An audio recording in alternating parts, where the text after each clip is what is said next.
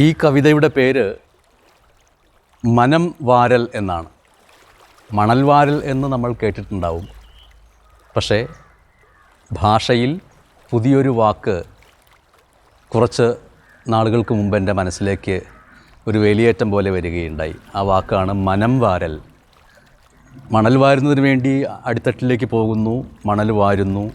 പക്ഷേ ഇവിടെ മനസ്സിനെയാണ് വാരുന്നത്. അതുകൊണ്ടാണ് ഈ കവിതയ്ക്ക് മനം വാരൽ എന്ന പേരിട്ടത്. ഈ കവിത ഞാൻ എൻ്റെ സ്കൂൾ കാലഘട്ടത്തിൽ എന്നോടൊപ്പം പഠിച്ച സുബൈർ എന്ന പിന്നീട് മണൽ വാരൽക്കാരനായി മാറിയ എൻ്റെ കൂട്ടുകാരന് സമർപ്പിക്കുന്നു. മനം വാരൽ.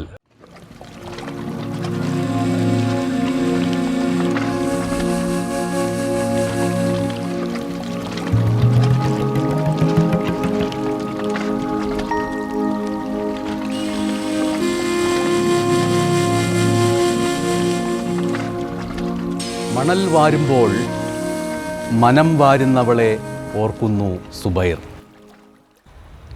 മണൽ വാരാൻ താഴുമ്പോൾ മനസ്സ് വാരുന്നവളെ ഓർക്കുന്നു സുബൈർ.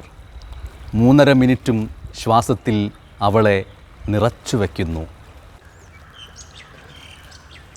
പുല്ലൂറ്റുപുഴയുടെ അടിത്തട്ടിൽ പരൽമീനുകൾ പുളഞ്ഞു വന്ന് ഓളെ ഓർമ്മിപ്പിച്ച് സുബൈറിൻ്റെ ചുണ്ടുകളെ പ്രാണായാമം പഠിപ്പിക്കുന്നു. എന്നിട്ടും കൈവിട്ടു പോകുമെന്നറിയുമ്പോൾ 5-ൽ ബഷീറിൻ്റെ പ്രേമലേഖനം തെറ്റി വായിച്ചതിന് കുമാരൻ മാഷിൻ്റെ ചൂരൽ ചൂട് കുറയ്ക്കാൻ ശ്വാസം പിടിച്ചു നിന്നത് തുണയാകുന്നു സുബൈറിന്. ഉപ്പ കക്കവാരിയ കായലുകളുടെ നിശ്വാസം ചങ്കിൽ പ്രാണൻ പകരുന്നു സുബൈറിന്. കക്കയം ക്യാമ്പിൽ ശ്വാസം മുട്ടിച്ച് ഉപ്പയെ ഗരുഡൻ തൂക്കിയതിൻ്റെ തലകറക്കത്തിൽ വാരുന്നു 10-ൽ ജയിച്ചിട്ടും മുങ്ങാങ്കുഴിയിടുന്ന എൻ്റെ മുഹമ്മദ് സുബൈർ. മാർത്തോമാ നഗറിലെ ഒറ്റമുറി വീട്ടിൽ വരാൽ വറുത്തരച്ച് കുടംപുളിയിട്ട ചെമ്മീനിൽ മുക്കി ഉമ്മയെ ചോറൂട്ടുമ്പോൾ കടലിനോളം വിസ്തൃതിയിൽ പഴനെഞ്ചിൽ നിന്ന് ആസ്മയുടെ കിളികൾ പറന്നു പോകുന്നു.